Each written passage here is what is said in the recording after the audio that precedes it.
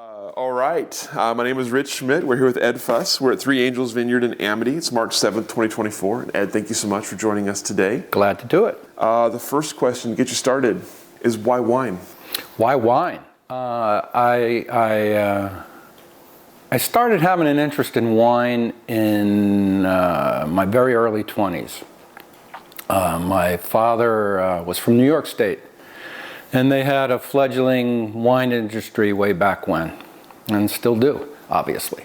So he was a proponent of them, even though he rarely drank. So I was somewhat exposed to the Finger Lakes, and I forget the sparkling wine that was made there way back when. Oh, I've heard this name. I don't know if I remember. Anyway, yeah, it doesn't matter. And then in the early 80s, I was at West Virginia University, and I was the social director of our fraternity. And that led me to making deals with distributors, and part of that was to be able to purchase some nice wines at cost. And so that started, and my dad bought a couple, and I bought a few more, and that was the earliest beginnings. Somewhere along there, I had a gal I was dating, and she had a bottle of Cristal champagne, and I had never known fabulous wine before, and it was a revelation.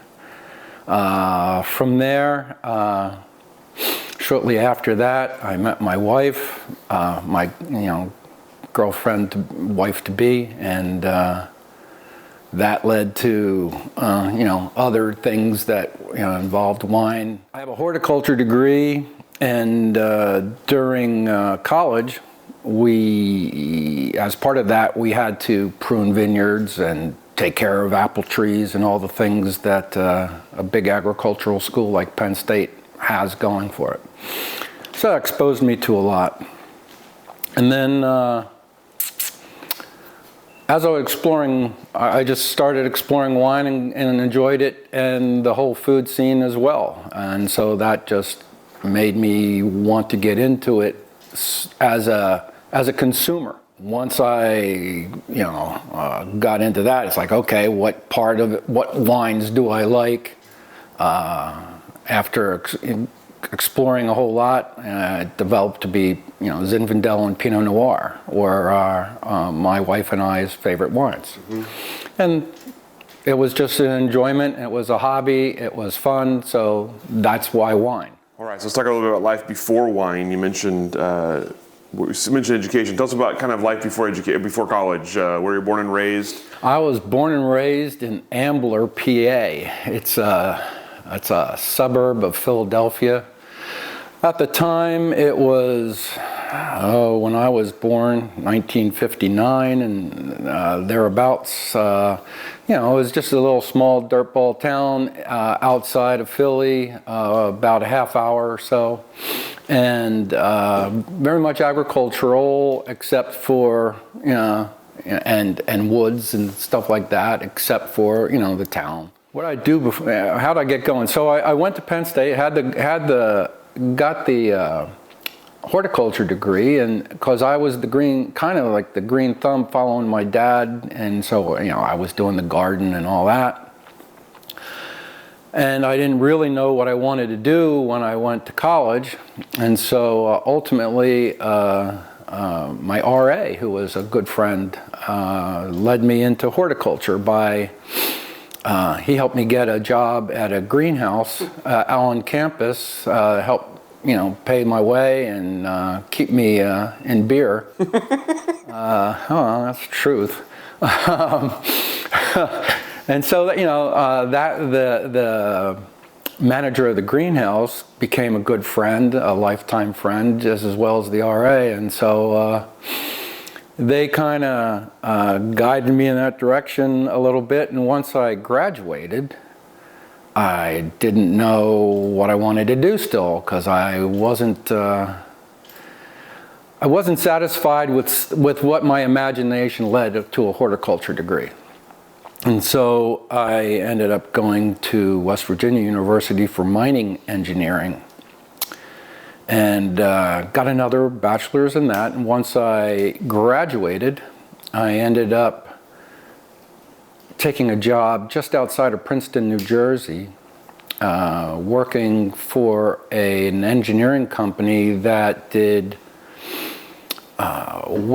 sanitary wastewater management, if you will. We designed and built septic systems that we'd repair the household one, or we would design wastewater treatment systems, including septic fields for 150 house developments.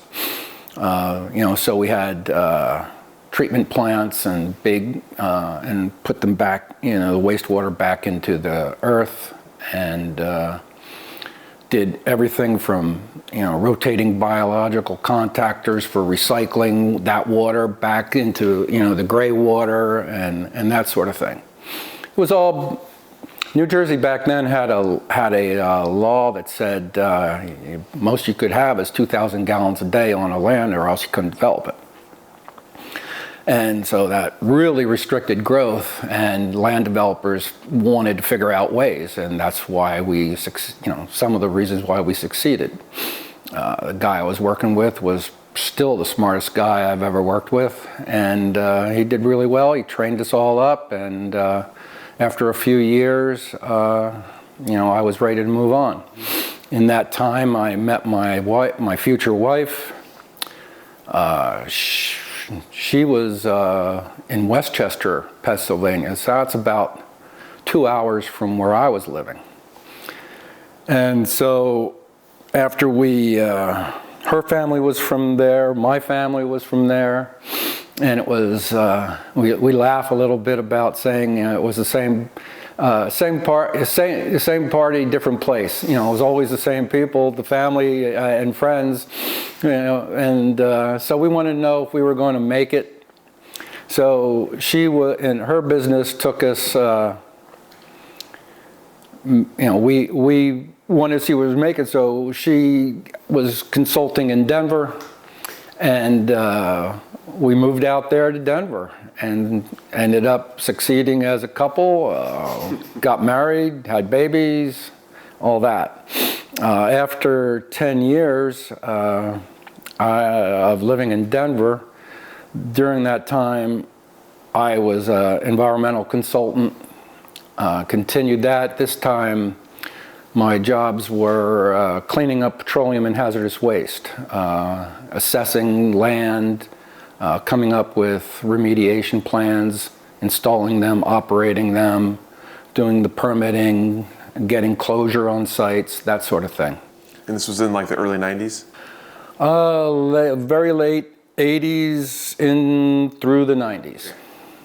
Yeah, we did that, several different iterations of who I worked for until I started my own company. And once I sold out of my own company, I was looking for the next thing, and I wasn't sure what it was going to be.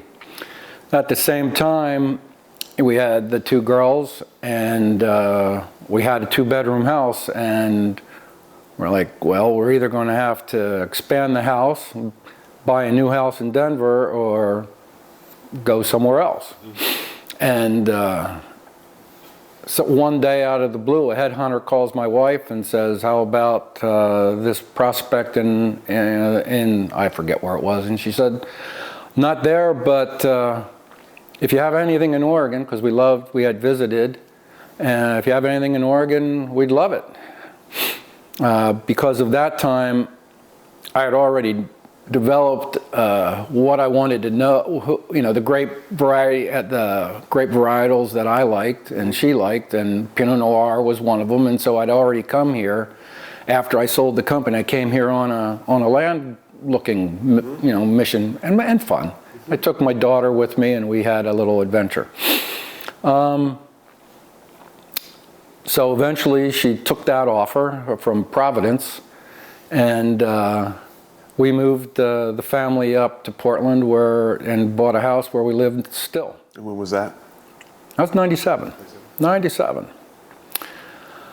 And so we're living in Portland, and I still wanted the vineyard in the back of my head.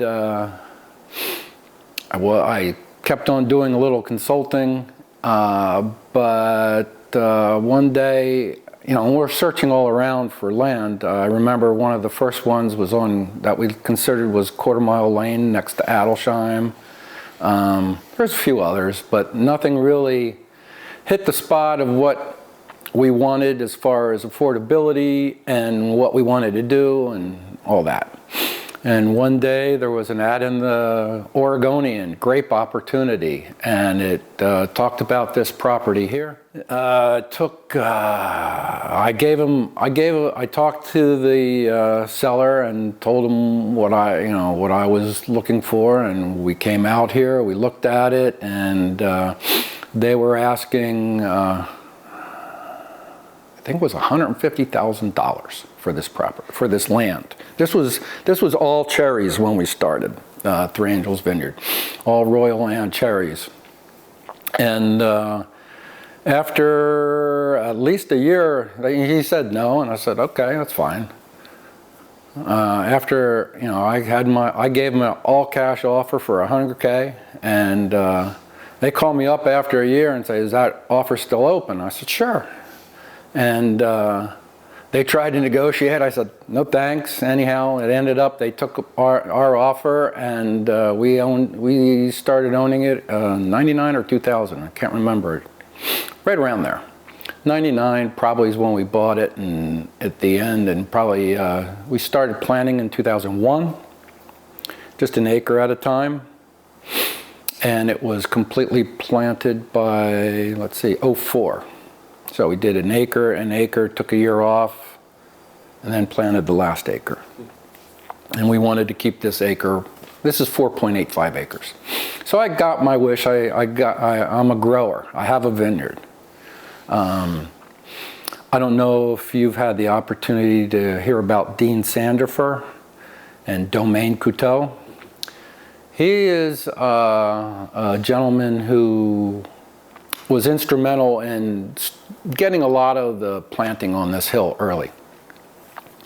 He was he's still around. I'm still friends. My wife sees his wife still as friends. Anyway, Dean owned Jesse James Vineyard. He started that, and across the way that now Rose and Arrow owns.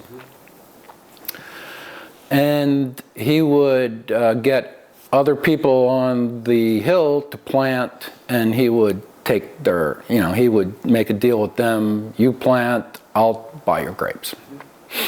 And so I came along planting, and, he was doing dense planting. We're meter and a half on the hill, pretty much. I was going to plant like Domaine Drouin and plant even more dense. So anyway, it made sense to me to keep up, because Luis Hernandez was doing Dean's vineyards here, and it was like, okay, might as well just keep it the same. It's dense enough. And so that's why we are configured the way we are. But Dean was an early mentor. Kicking things around back and forth. Why are you doing this? How are you doing that? Why is Luis doing this? All that time, I would go to a couple Chemeketa classes, or PSU has a program. At least they did then, where a winery would host a group of people who were interested to learn, and you could go and I remember Stag Hollow I've been to. I don't remember all of them, but there was many of the guys who were up and running then, who were sharing their knowledge and showing folks what they had and what they did. Then I started going to the wine growers group, the Eola Hills. It was more Eola Hills centric, but anybody was welcome, right? And so that was in north around. What was it, the golf course on over by Kaiser? McNary. Yeah, they'd meet at McNary, and so we'd all go over there. And I met a few folks there, Mike and Patty Green, and Betty O'Brien and Dick O'Brien and some others, and so there we go. And so 2003 comes along. That's our first vintage of production, and by that time I was still a environmental consultant, but now I was working for a buddy in Denver, and I'm up here and I'm just trying, I'll do what you need. I'm a professional engineer, so I can sign and seal his projects if he needs, but it wasn't like a full-time gig, and I didn't want it. So I ended up selling to Joe Dobbs first, and then once I knew Joe, I was involved in, because I was doing petroleum and hazardous waste, I had all the health and safety programs that you have to do. I knew all about every kind of permitting you have to do. I've worked, for industry and, private.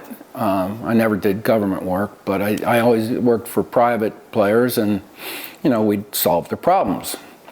And so I was familiar with, how to deal with all the government stuff that you might have to do for if you had a winery, if you had employees, if you're working with confined space, lockout, electrical and other dangerous forces that you have to keep your employees controlled on.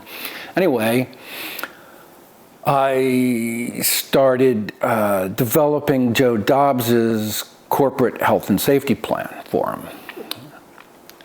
And so Joe and I worked together a bit. I met Ann Hubach. He was working for him then. I forget her name, Bach. Gretchen. Gretchen, thanks.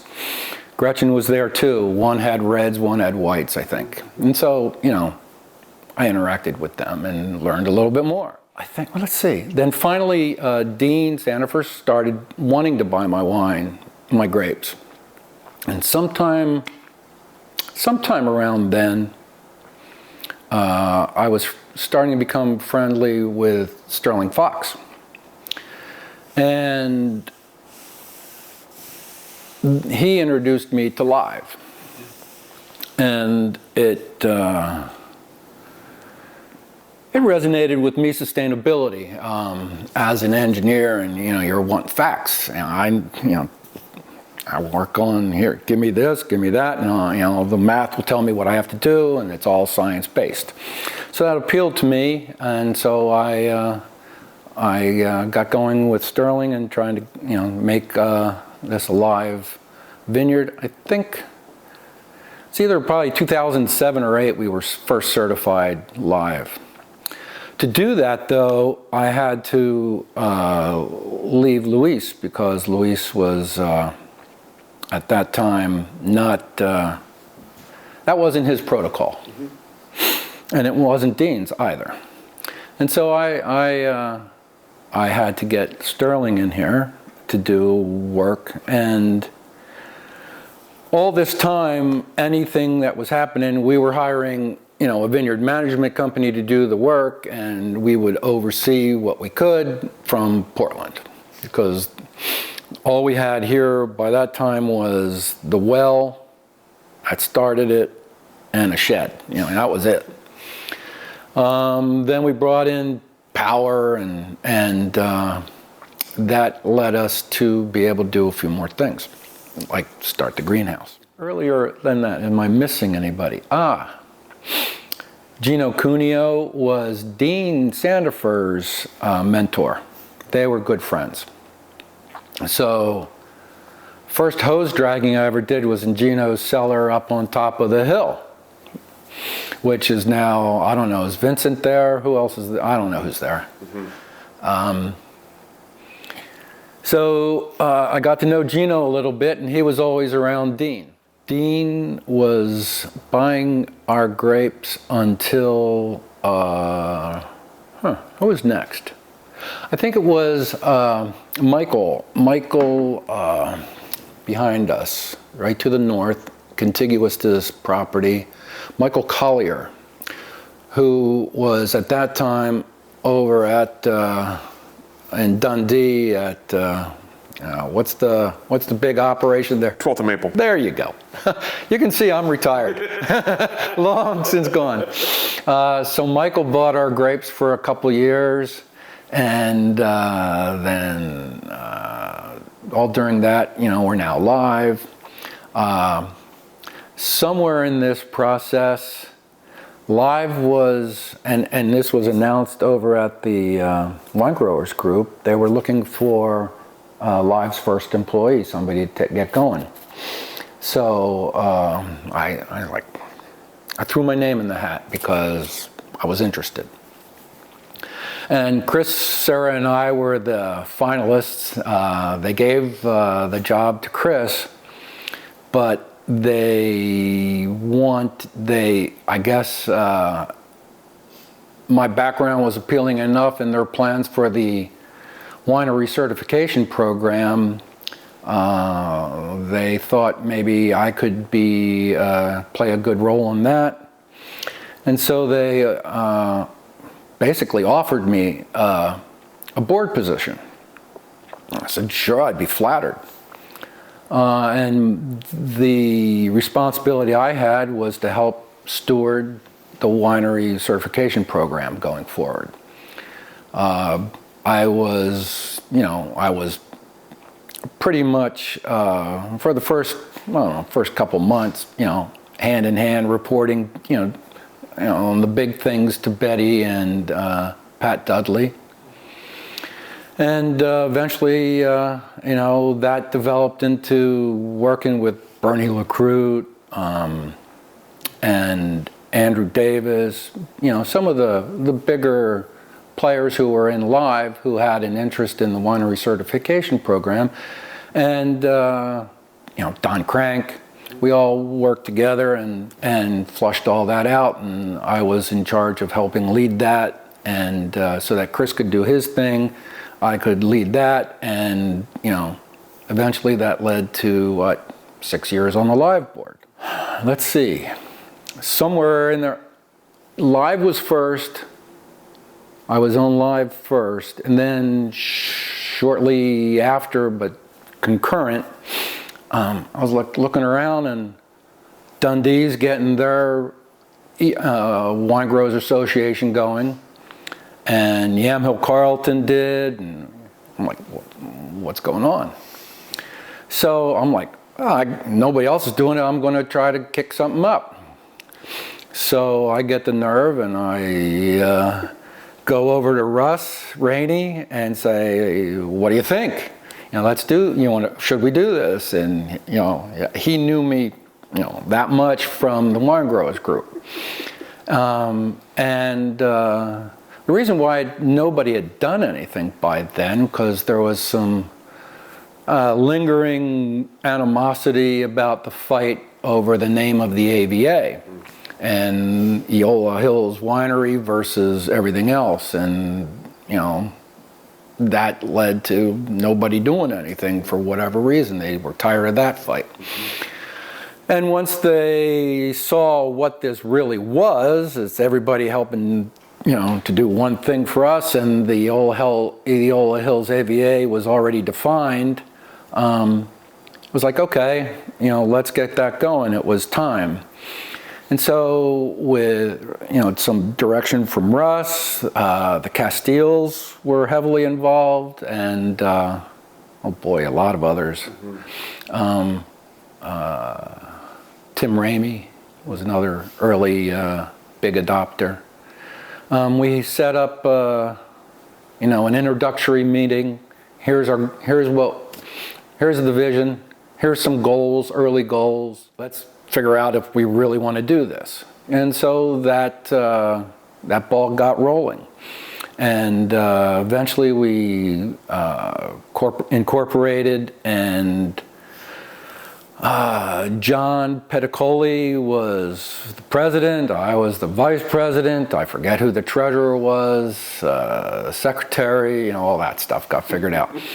I don't think we had the best structure, because vineyards were, vineyard owners had the same vote as a winery owner, and it was it was like everything had to be pretty much unanimous. Let's do this as a, we didn't get a whole lot accomplished that at the beginning.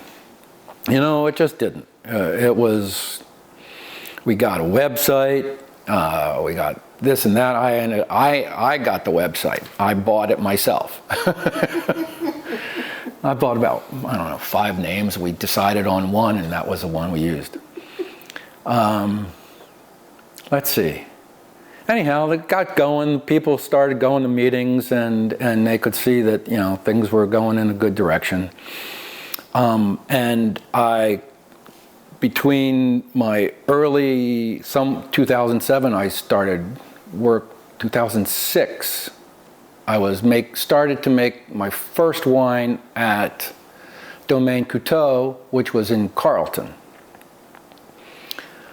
And I had to pick, Eola, Amity Hills, Live, and the winery. At that time, I was like, we started out at 500 cases, I think. So I was only in the Eola Hills, group as far as a leader, 1 term or 2 term, I don't know what it was. It wasn't very long before I had to make a decision, and I chose Live. And so I was a member there as a vineyard, but I didn't participate in things, and so that's what I did to help start Amity Hills. Let's talk about winemaking. Oh, winemaking. Well, let's start with this question. When you started planting, did you suspect you would make wine someday? No, that was not in the cards. I really didn't think that was going to happen.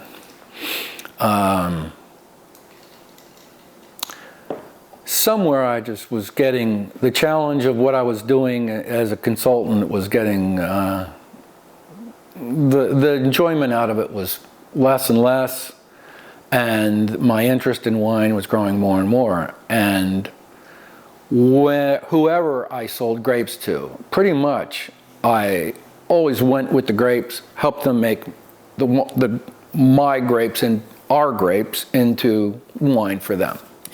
I was punching down, I was sampling, the basic early stuff that they let you do in a winery, dragging hoses, cleaning this, cleaning that.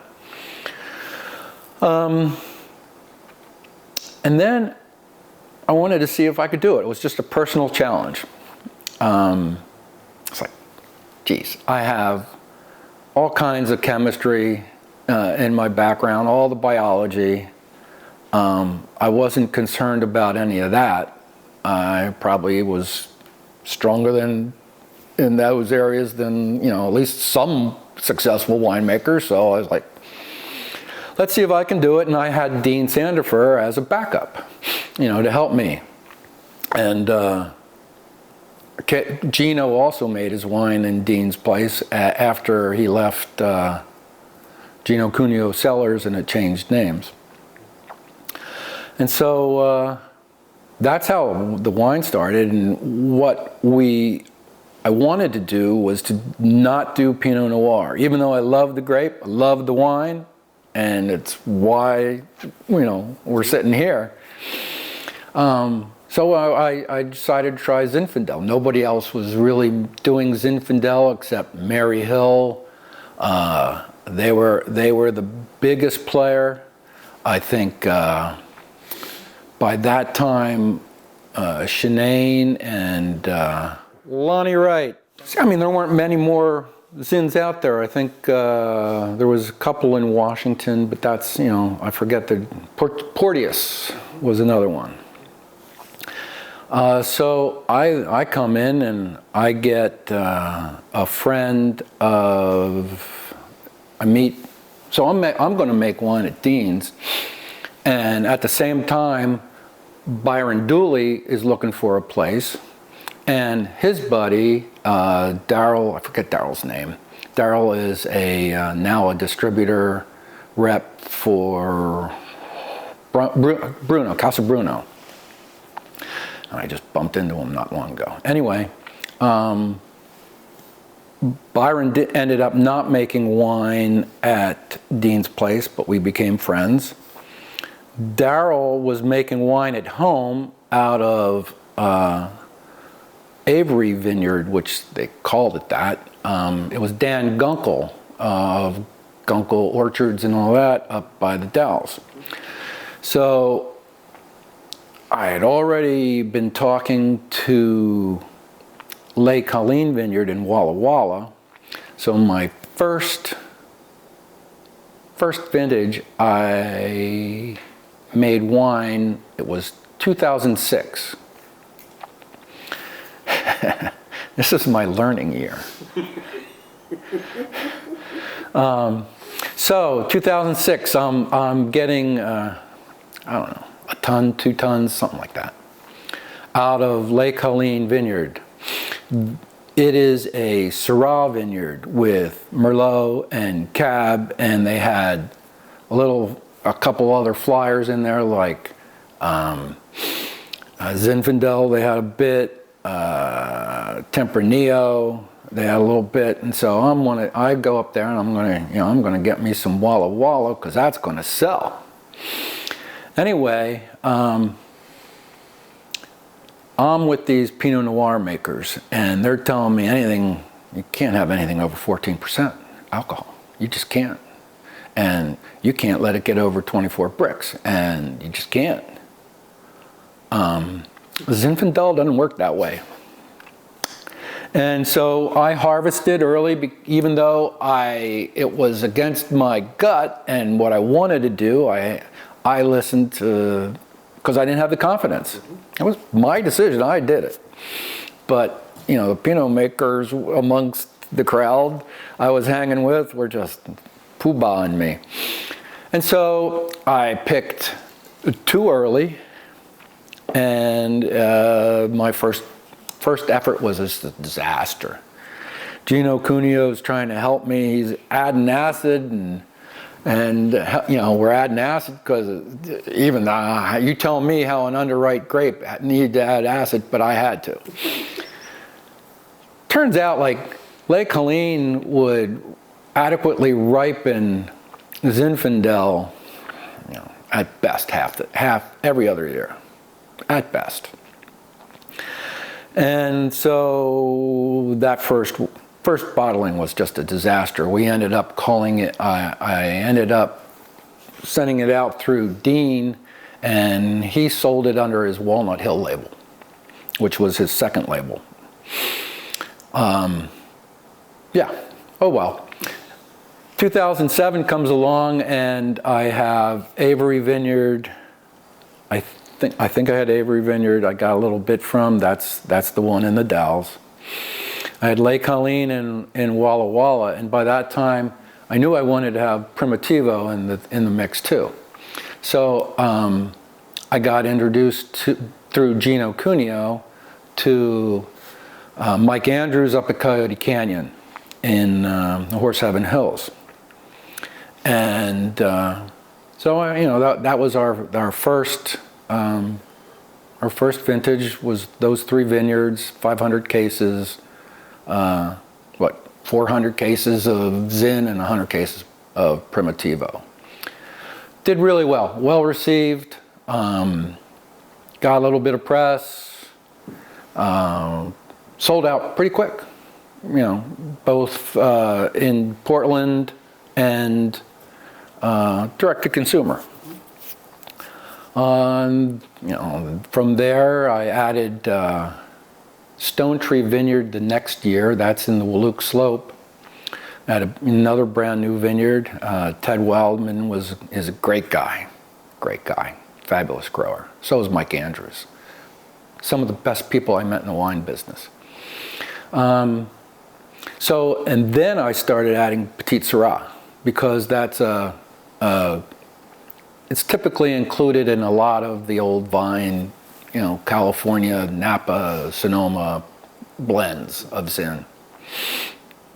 And so we had those 3 grapes starting in '08. And then eventually added Alder Ridge.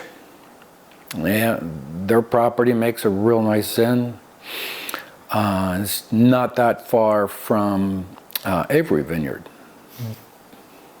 Crazy weather out there. I don't know if you've ever seen people try to grow grapes out there. They see all the elements. So those were my 4 vineyards. Eventually we grew to 2,000 cases by the 2012 vintage. Maintained that and developed distributors and all those good stuff to try to sell your wine.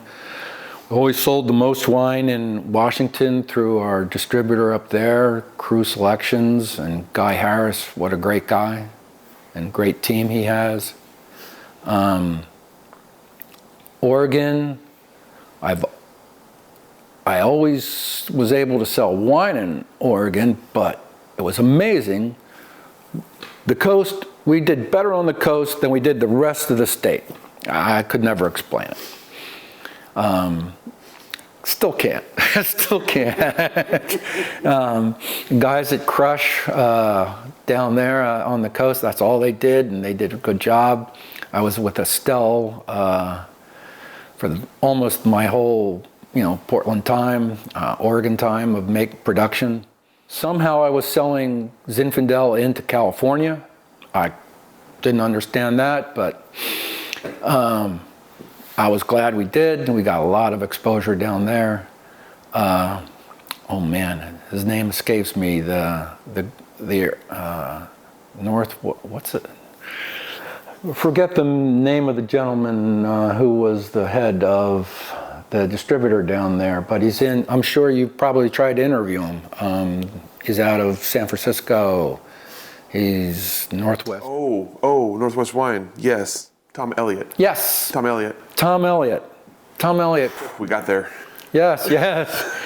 What a great guy and knowledgeable about the market. Tom Elliott picked me up, so that was fun. We got into Washington, D.C., and we were doing really good there. Could never break into New York, what everybody always wants to do. I really wanted to.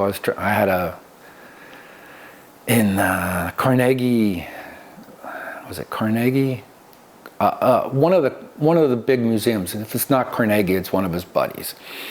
They had a restaurant and food scene in their place, and they were trying to bring in boutique guys. And she was calling me, and I was like, I can't get in, sorry. So we had our handful of states. It was strange, which ones. You never figure out why. Ultimately, so I was a virtual winery doing custom crush in Carlton for 2007 vintage through 2014. No, sorry. 2007 and 8 vintages were in Domaine Couteau. 2008, the crash comes, the Great Recession comes, and Dean Sandifer is not positioned well, and the economics, he gets crushed. So I'm looking for a new place. He's not making wine in 2009, and I go over to Carlton Cellars. And I'm in Carlton Cellars to 2014 as a custom crush client.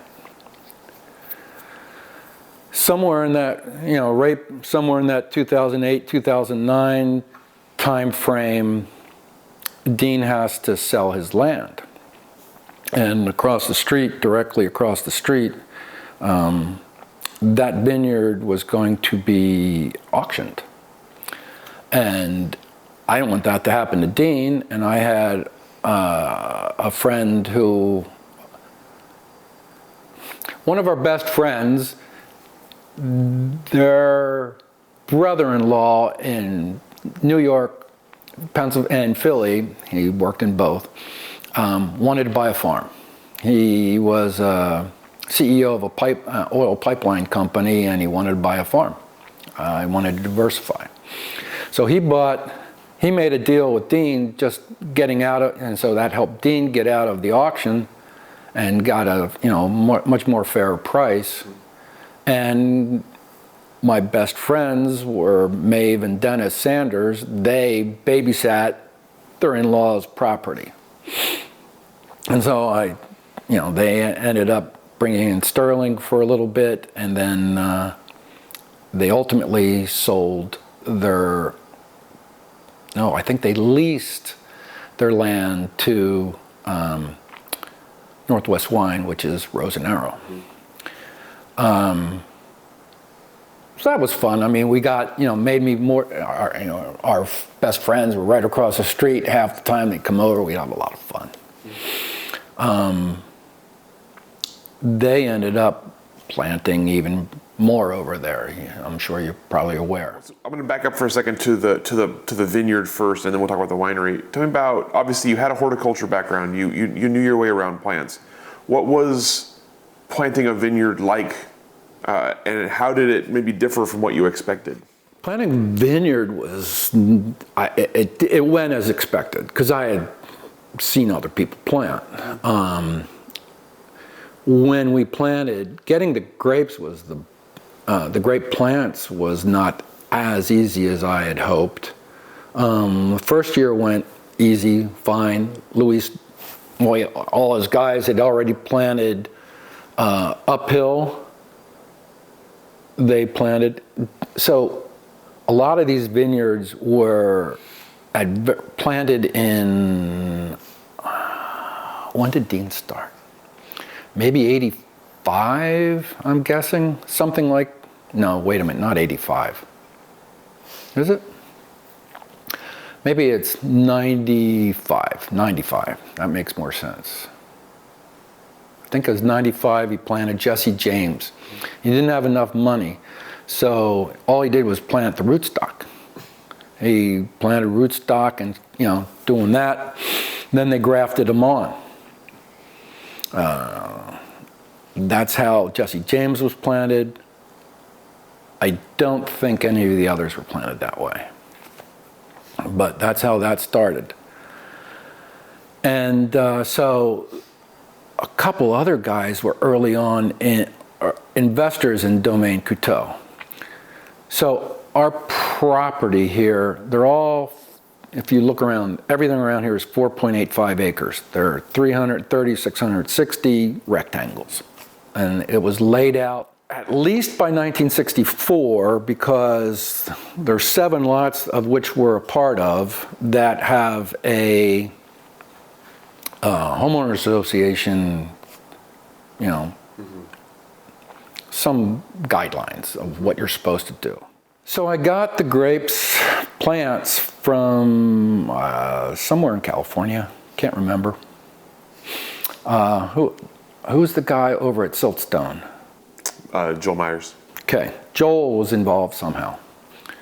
I probably bought the grapes from Joel's contacts first year and second year. Second year planting, so that's 2002. Yeah, 2002. There was a .com bust. And so the greenhouse, the grower, the nursery in California, they couldn't fulfill their, and I already paid, cash. I'm like, what's going on? So I ended up getting I don't recall, another winery had a partial order that they could have gotten, and they just declined the whole thing and said, and so I got a mixed bag of different Pinot Noirs. I have SO4 rootstock, I have, 10114, 3309, and I had to take some, so I'm planning to 667 1 acre, 777 another acre. Had to take some 115 that I was like, all right, diversity is good. Different rootstocks on all of them. And then I wanted to do something different with our northeast corner acre. And I was looking around, and there was the so-called 828. Nobody really knew what it was back then. So I ordered up some of that, and I got that from Broadacres, I believe. Maybe I got another half from Broadacres, maybe, and half from something else, because I wanted different rootstocks too. And so that's how they all got planted. I think it was somewhere before 2003, the family went to France, and we went to Burgundy, and I had to see the whole, the Holy Grail, and I grabbed just a handful of dirt from Malconsort, because I couldn't find Latache exactly. And I threw it on the ground out there, and that was right before we planted, and that was just a silly side note. So yeah, that's how things got planted. The front half of the property was planted with black plastic as a, supposed mulch, and then I didn't want to do that anymore. By that, I ended up just using straw. And let's see, other things about planting this place. We had to pick rock.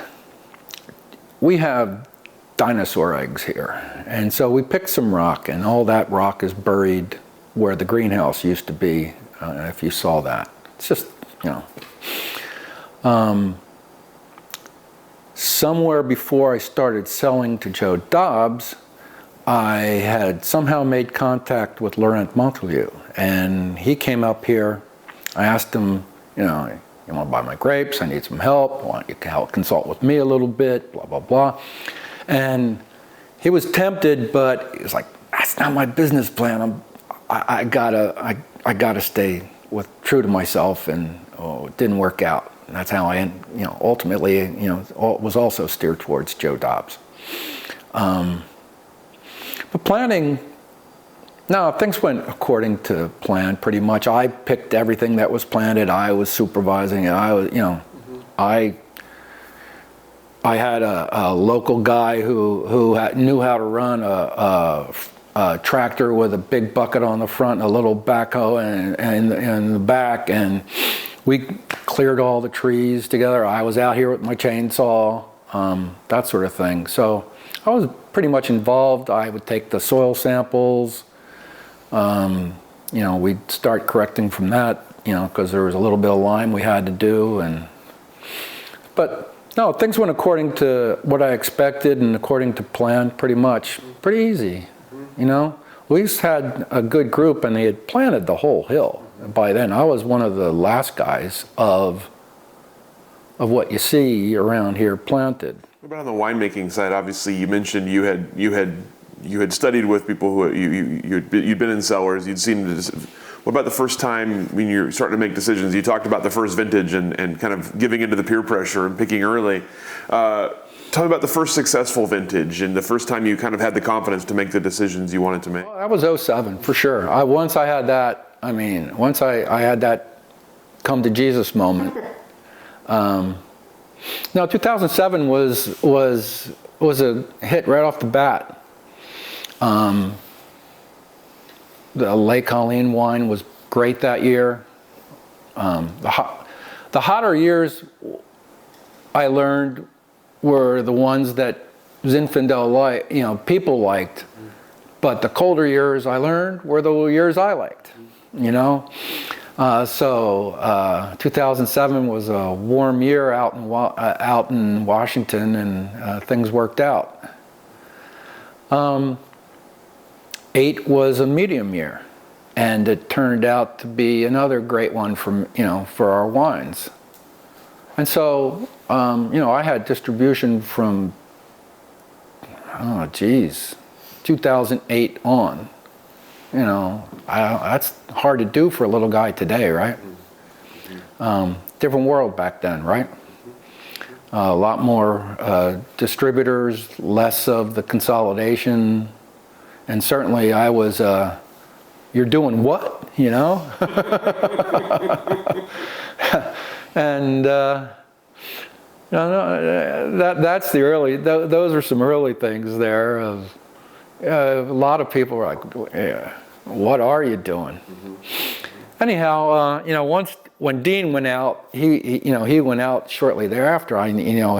He couldn't buy 2009 grapes, so I knew he was not going to be doing anything with me anymore. So I was, if not then, sink or swim when, right? And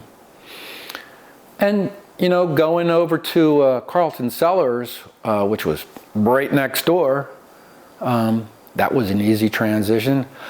Oh, I forgot. The 2008 vintage, I had to move out right away because the winery, Dean couldn't deal with the winery any longer, and so he was out of his lease, and so I had to go up to Adia, and they helped me finish my 2009 wines. So they bottled me up there, and they were helpers. I totally forgot about that. Ann and Dean. I'm sorry, Dean. He's a good guy. What are the early things? Geez, you're scratching my memory. That's what we do. You sure do. But there, by this time, there's involved with the players in the Ola Hills. I'm involved with a lot of people through Live, and just your own Angelvine business. So.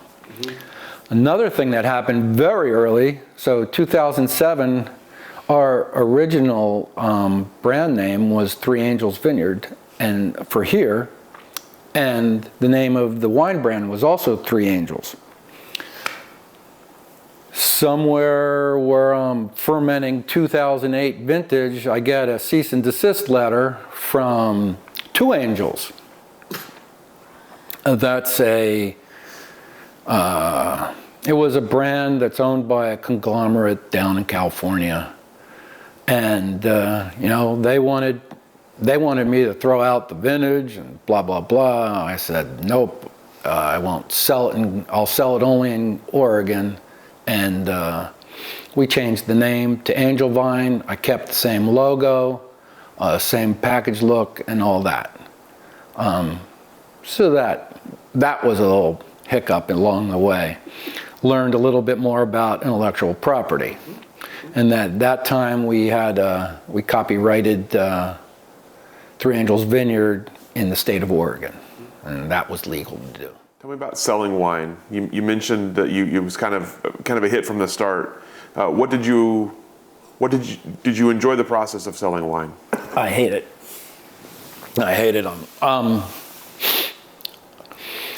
I'm a reluctant extrovert. I'm really, especially when it comes to sales. I was, even though I owned my own consulting businesses, the people who were my longtime clients, they were my friends more than a business. Mm-hmm. I don't know if you've ever heard of Diamond Shamrock. They're Valero, if you've ever heard of Valero now. But Diamond Shamrock was my sugar daddy for a long time. Mm-hmm. They had their messes and we had their confidences to help them work their way out of it. Oh, selling wine. So the first year, like I said, was pretty easy. We were the new shiny object. There was, first year, and we're on the Oregon Wine. It was a newspaper back then. Press, Oregon Wine Press. Yeah, Oregon Wine Press. You know, they featured us, and it was just, you know, well received.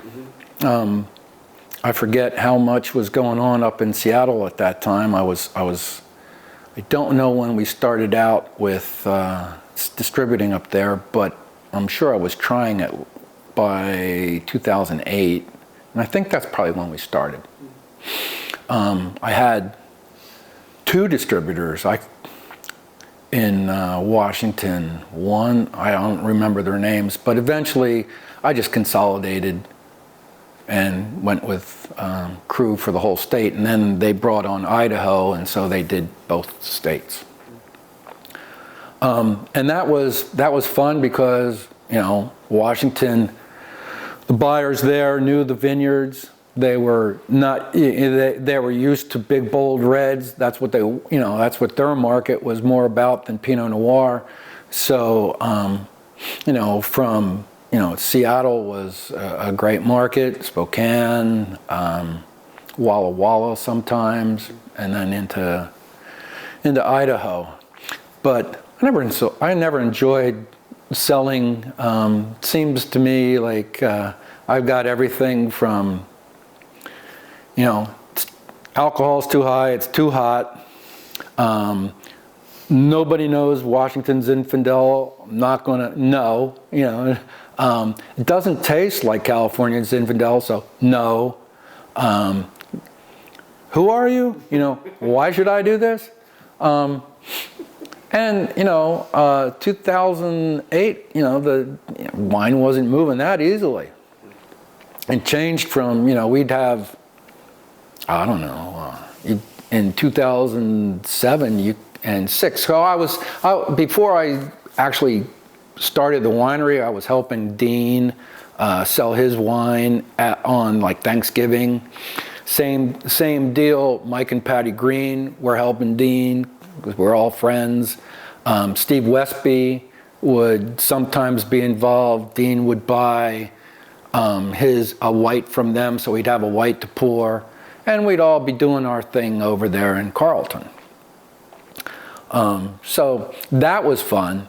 You could sell, you know, a couple thousand in a day, and that just shrunk down to, you know, way less than that real soon. Tried to, you know, you start a little wine club and you start meeting people over time, and, you know, the direct-to-consumer part, that was probably what we were doing best at, because I had my 2 daughters and my wife would help me, right? I can recall my kid was I have 2 daughters, Alex and Morgan. Alex is the older one. She was probably in Eugene going to school by then, and Morgan was still in high school. And she would get one of her friends, and I'd pay them, you know, I don't know, $10 an hour or whatever it was, and they would help during, you know, Thanksgiving, Memorial Day, anything else like that. And they did everything from barking outside in downtown Carlton to, you know, lugging cases, you know it. So they, you know, the whole family helped. And because of that, I think people who bought our wine really, they liked the wine, but they liked the family thing too. And we tried to do, you know, people right. And we have friends we still see from the early days that, you know, just love them to death. You know, I haven't sold them a drop in a long time. Now we still go over their house, they come to my house, that sort of thing. But selling, I certainly wasn't the best at it, wasn't good at it. I tried, you know, you learn over time to, you know, to make yourself better and you know. But, you know, there were some barriers for some people that you just couldn't beat, you know. eventually, so all this time, I never had a tasting room. I would be at the mercy of either Domaine Coteau or Carlton Cellars. Then Carlton Cellars, Dave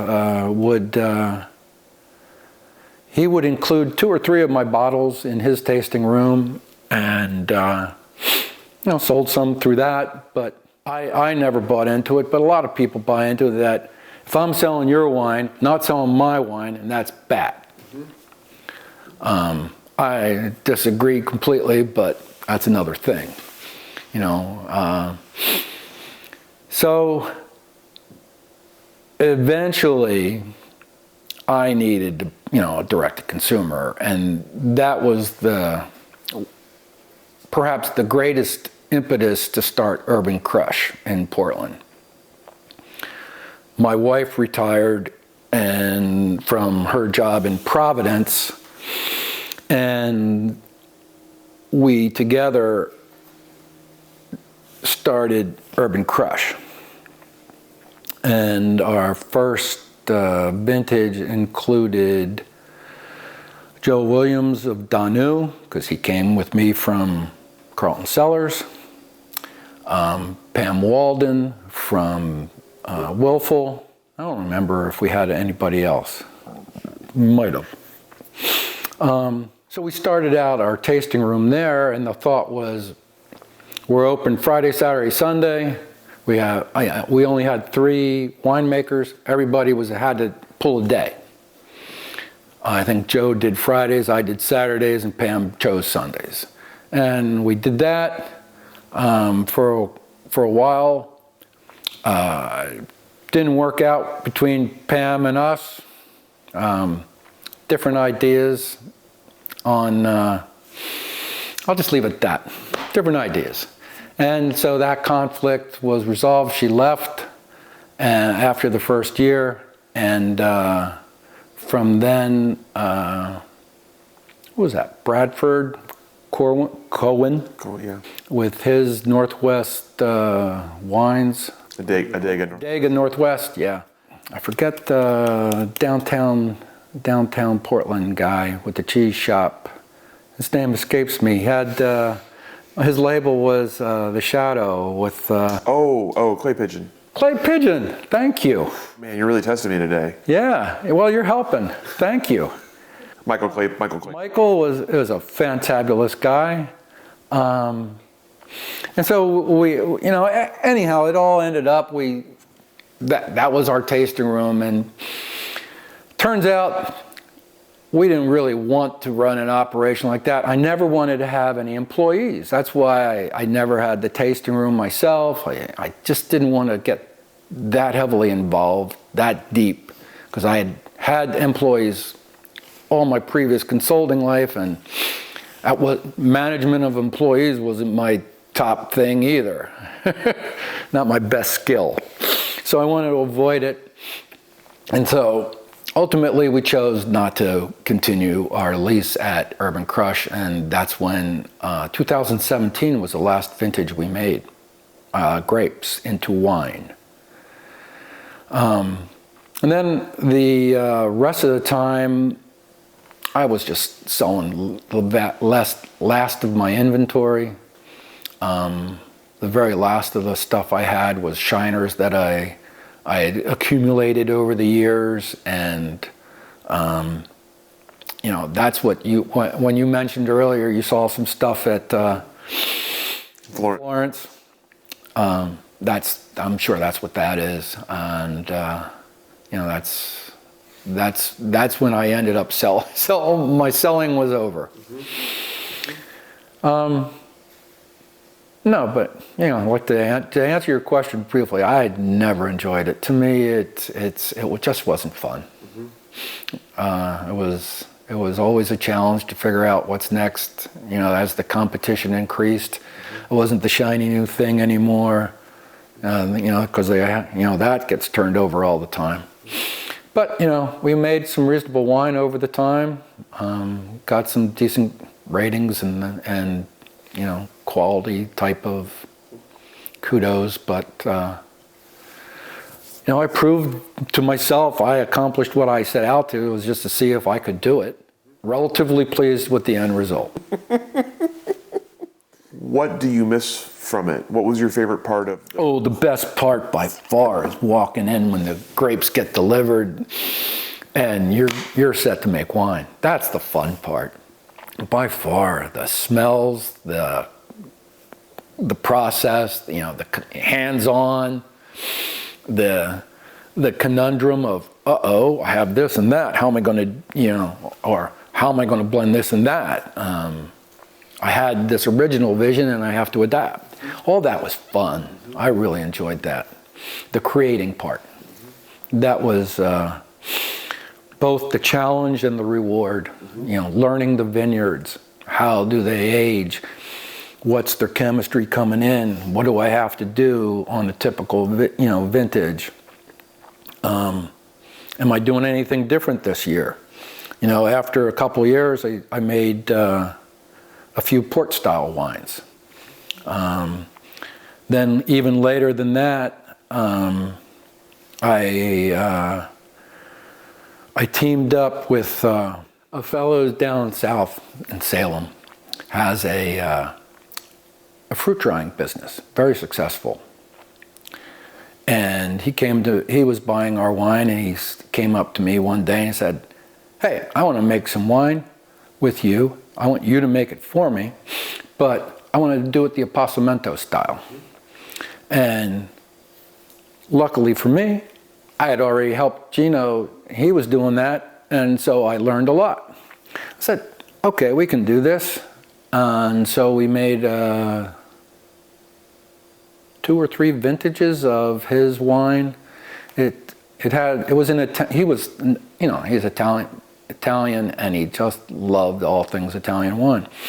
And so we were doing that, and his label had something to do with, I love my wife, I forget her name, but she was involved, core to something. And so we made a Passamento style, and it was, at first it was just, him and his friends. We only made 50 cases or something like that. And we did Petite Syrah Zin blend for him, but heavy on the Petite. And, that was wild. Just describe the style. Well, if you don't know, we dried the grapes before we crushed them. And he had the fruit drying business, and so we would deliver the wines to his facility, use his drying room where he was doing cherries and you name it. He's selling to Smuckers and those folks. So we did that, and we dried the grapes, then we'd bring them back, and I think it was more like a 50-50 mix. It wasn't straight dried, and it wasn't straight, straight red wine. So we blended them and made some interesting things. Somehow, Ken starts with an F. He used to write for the Oregon Wine Press. He was an author. Friedenreich finds out. I don't know how. And so he writes, he was writing a book at the time. He comes and interviews me, and we're in that book somewhere. I don't know where. He would call me occasionally and check up, but that was interesting to him. So, but that was I think only 3 vintages we made that.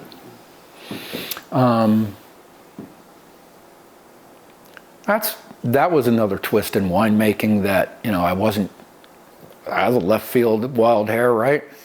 So those sorts of things came up, and so I wasn't afraid to make port-style wine, even though I didn't know what I was doing there either. I call up my buddy Mike Green from Duvert Vineyards. He was a port guy. He loved port. He had a huge port collection. I was like, "What's the alcohol level of a typical vintage port?" I was like, "I don't know. I didn't know." So that's how I made the first vintage. I ended up choosing 20%. We got some ethyl alcohol from over there in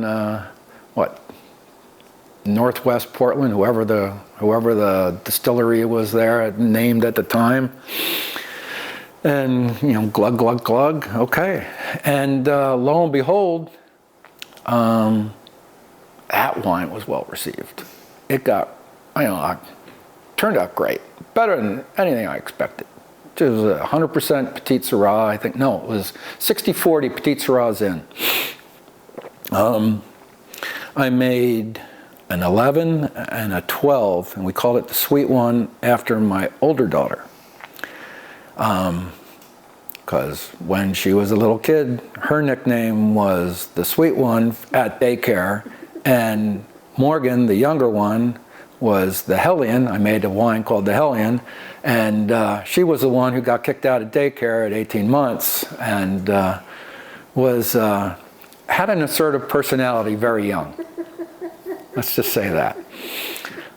She got mad at me for that, why not? And so each of the blocks, I didn't tell you about when we planted the vineyard. The first block was Lorene's block, my wife. Second block is Alex's block.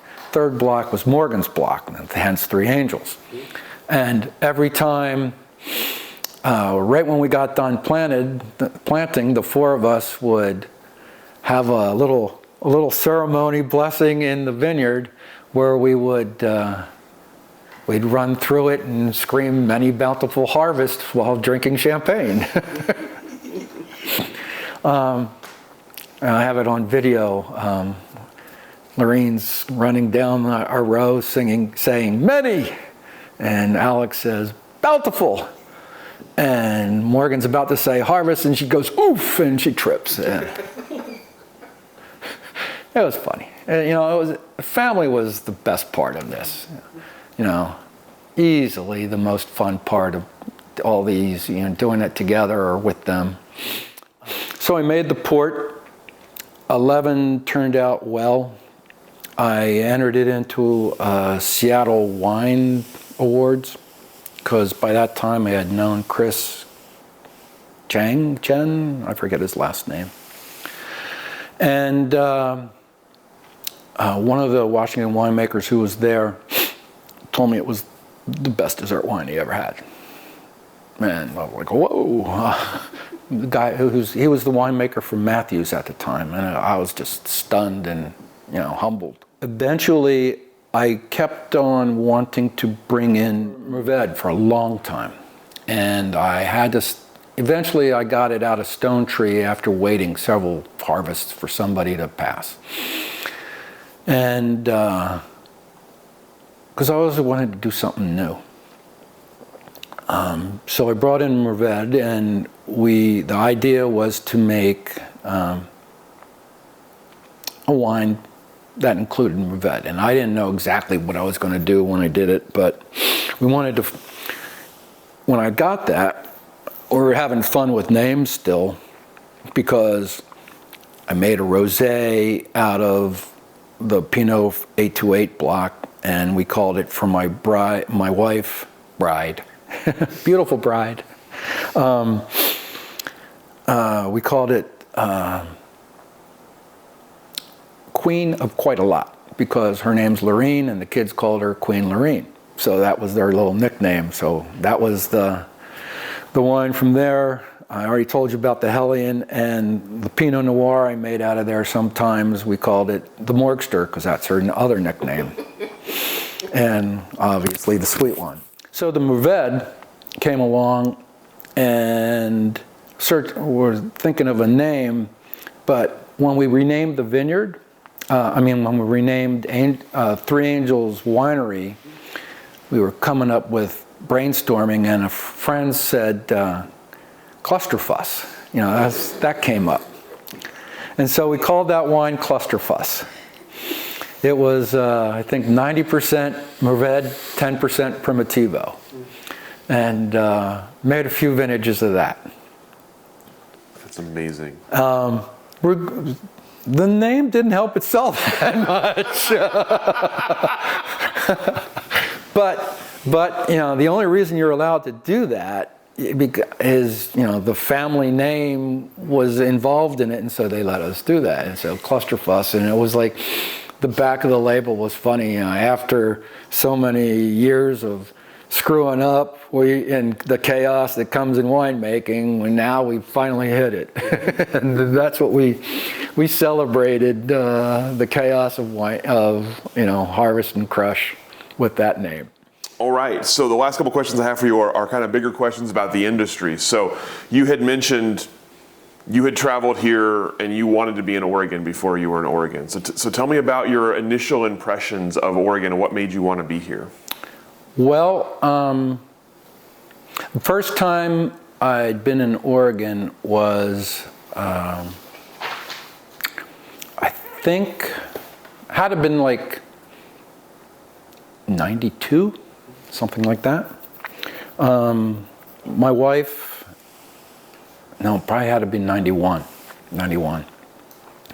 because my wife was consulting to OHSU at the time, and we decided to come up here for a long weekend after, to join her. And at that time, only Alex was born. And while she was doing that work, I was cruising around and saying, wow, this is cool, I love it, I love Pinot Noir, I love Oregon, it's beautiful. Considering where I was from, Philly, Princeton, prices were crazy compared to out here. So I was like, we can, probably do something out there and, have fun doing it without, too much risk. Mm-hmm. And so once that happened, I knew a couple places to buy wine. I subscribed to the Oregon Wine Press while still living in Denver.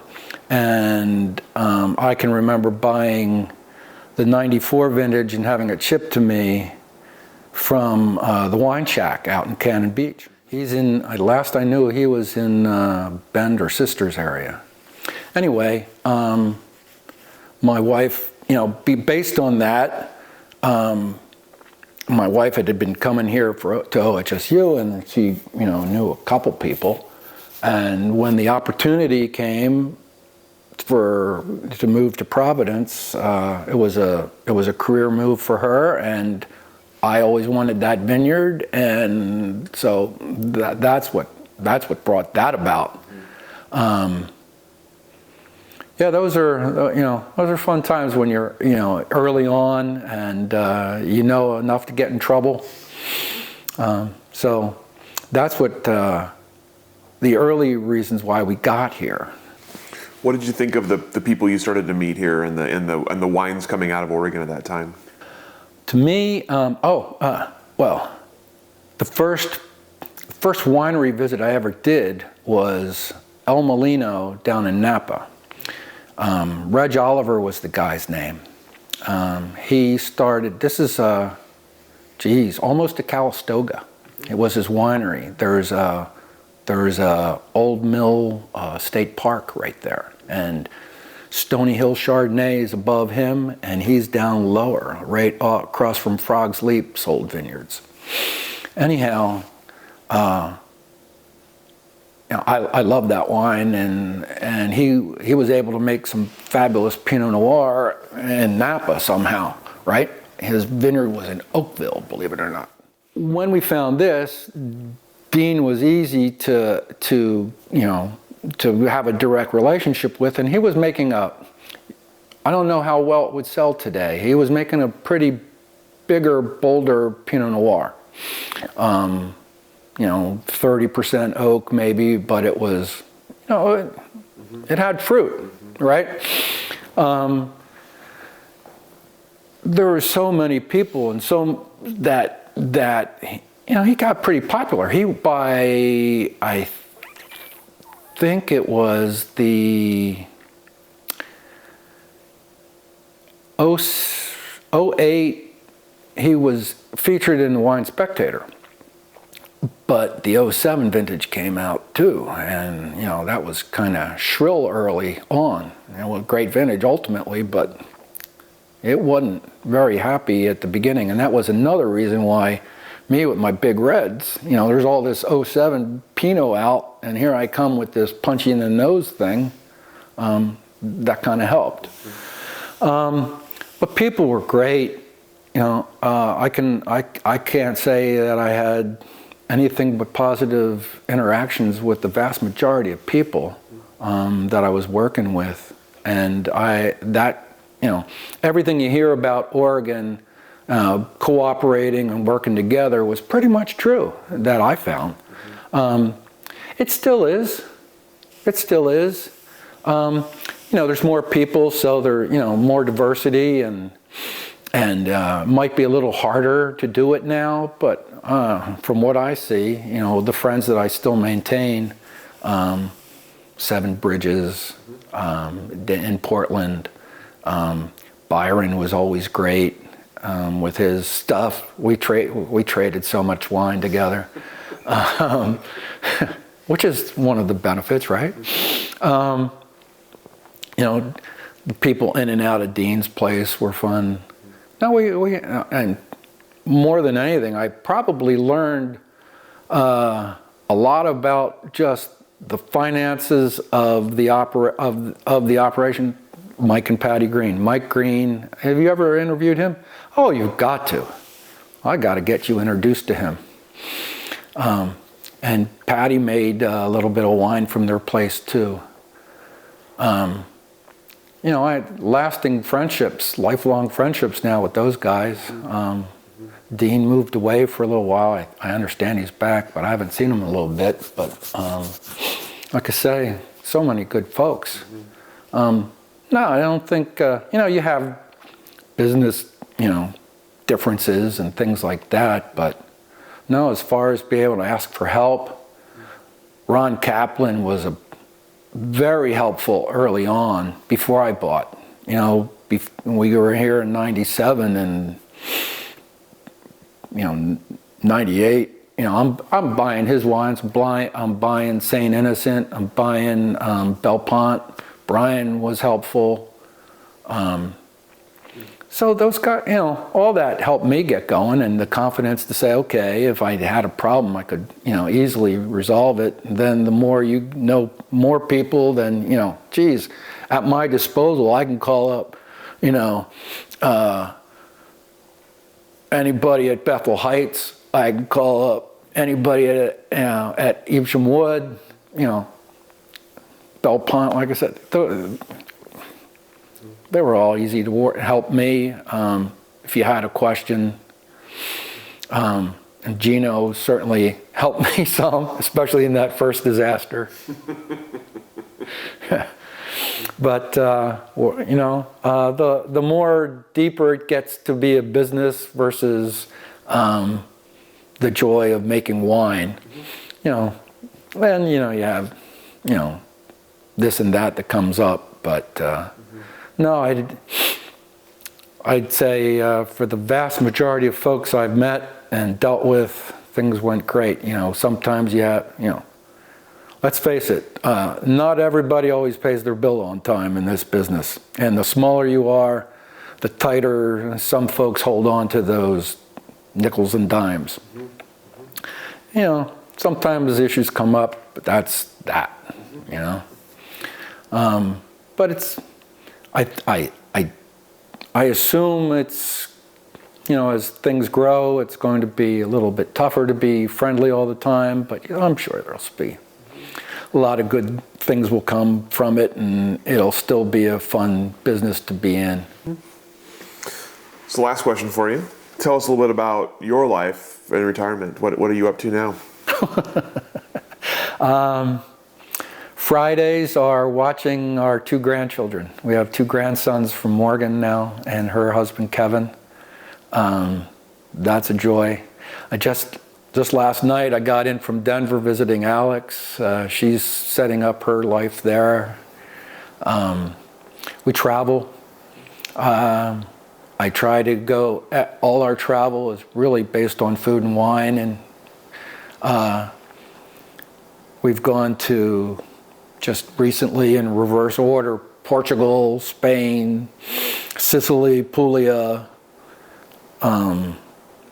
Portugal. We've been to Portugal a few times. Did the Camino, the Portuguese Camino, not the whole big 300-mile French one. So a lot of that, try to, enjoy life, family first. And it's really, I call my daughter's best thing me and my wife ever did in our lives. And it's fun to watch the rewards. And that's easily the most important thing that I do now. They're kids that make us laugh. We work on our home, we work here. We try, some of the things I do, you see I have a book down there. I try to do a little bit of curing meats, and I swear someday I'm going to have my meat room downstairs. We have a lot of fruit trees on this 1 acre. Apples, pears, plums, peach, figs. I grow, 20-some tomato plants every year, and I can them. So, food. I still drink well, travel. We maintain this acre. We've always maintained this acre by ourselves, my wife and I. We're about to, we built this building. We're considering, and most likely we'll be building constructing another small building on where the greenhouse just was, and that'll be more of an outdoor party room, outdoor kitchen with an extra room for storage and things of that nature. So keeping busy, just not trying to work. But all during this, just December at 31st, I officially retired from the Denver company. So I would do, they may ask me to do more, but I was doing maybe 100 or 200 hours at most a year for them, because I have the PE, and I would review their reports and put my stamp on them. So now it's just fun. I'm a lucky guy, and I know it. I'm very blessed. Well, that is fantastic. That's all the questions that I have for you. Anything I didn't ask that I should have, anything that we didn't cover today that you'd like to have covered? Oh, I've gone on and babbled here for a bit. I don't know. I wish I could cite all the people who helped me along the way. There's, I'm sure, more than I've mentioned, many more. And I hope they know that they were instrumental to what success I had. And also helped make it a lot more fun, along the way. Because, the wine business, selling wine and making money at it isn't the easiest thing. The barriers to entry aren't that high. Obviously, I did it without any formal training. So without the other people, you're not going to do too well. And my family was a big part of that. And I still am grateful for all and the silly stories that you have from working with them together, No, I think you asked the right ones. All right.